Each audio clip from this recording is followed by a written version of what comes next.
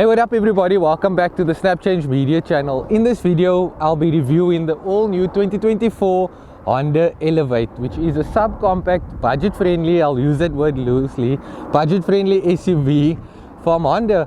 So let's have a closer look at it. I know that it comes in two derivatives, it's the Comfort and the Elegance. The Comfort is priced at 369,000 Rand, where the Elegance model, which is this one here, is priced at 429,000 Rand. It has been built in India, so let's have a closer look at it.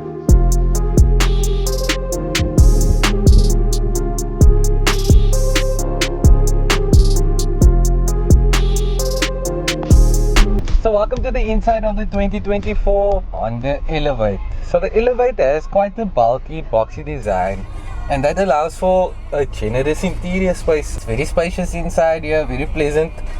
The car is huge and you feel it.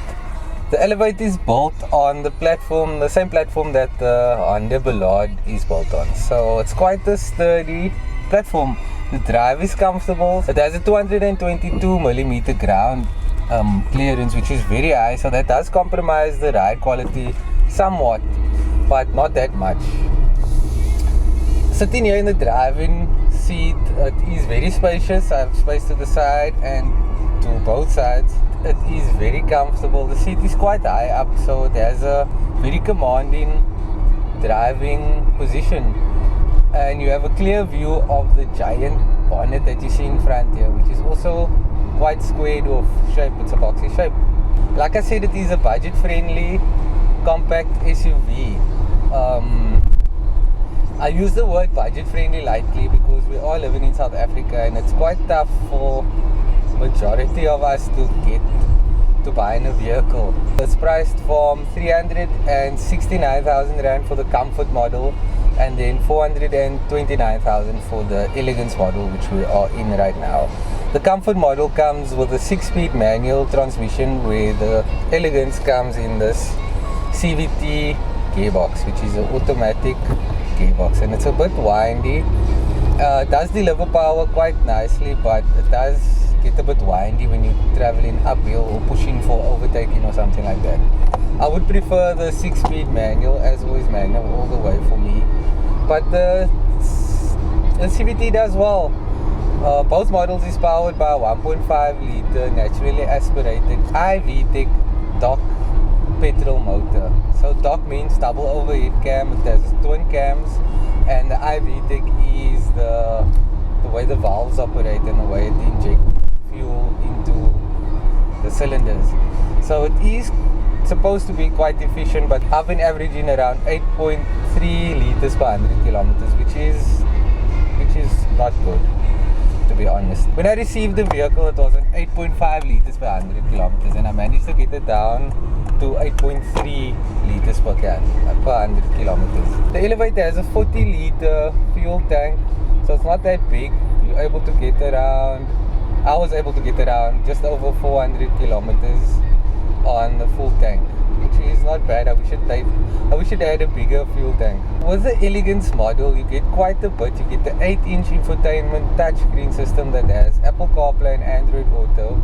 You get a multifunctional steering wheel that feels really nice in the hand. It's leather wrapped and the steering is very nice. You also get the automatic climate control. You get 2 USB charging points over here, as well as a 12-volt socket and a wireless charging dock in the middle. And then at the back there's no USB connectivity, but there is a 12-volt socket for passengers. What do I think about the Honda Elevate? I think it's a decent car. It is a larger than life car, so it is a bit bigger and you do feel the size, but the engine is decent. The engine powers on quite nicely, and like I said, I would prefer the manual transmission. Interior build quality is decent. Lots of plastic being used, but there's also a lot of leather finishing. The Elevate is one of the first vehicles to be built in the Honda plant that is situated in India. So the build quality is a bit lower than other Hondas that I'm used to. The Honda Elevate has been introduced to the market and it replaces the WRV, which didn't look really nice and it didn't sell that good as well. Well, Honda has been struggling.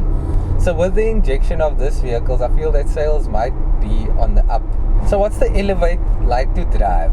The 1.5 litre petrol engine, which is naturally aspirated and has double overhead cam as well as i-VTEC technology, produces 89 kilowatts and 145 newton meters of torque, and power is sent to the front wheels. In the Comfort model, it's sent through a 6-speed manual transmission, but in the Elegance model, you get a CVT gearbox, which works quite well. It's good, it's nice for cruising.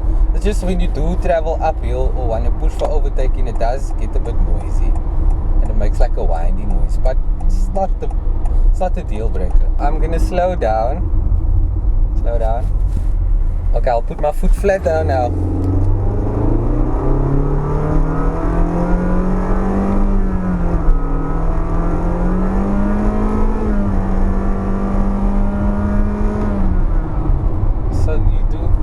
That the engine is a bit noisy because of the CVT gearbox keeping it like down like that.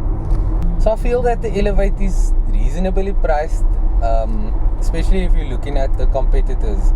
The main competitors are the Suzuki Grand Vitara, Toyota Urban Cruiser, Chery Tiggo 4, my Hyundai Creta, Kia Seltos, VW T-Cross, and the list goes on. The subcompact SUV market is highly contested, and it is probably the most popular vehicles on sale in South Africa at the moment, if you're not taking bakkies out of the equation. The rear bench is very spacious, and like I said, it's a bulky design, so it's quite squared off and space for quite a bit at the back. There's also cup holders in the middle. These seats are covered in eco-friendly leather. They feel good and they look decent as well. I do wish that it had a better headrest on top. These seats are also found in the HRV, the BRV, and quite a bit of Honda's vehicles. One thing that is a bit disappointing is that there is no magic seats in this vehicle, which is found in the Honda Fit.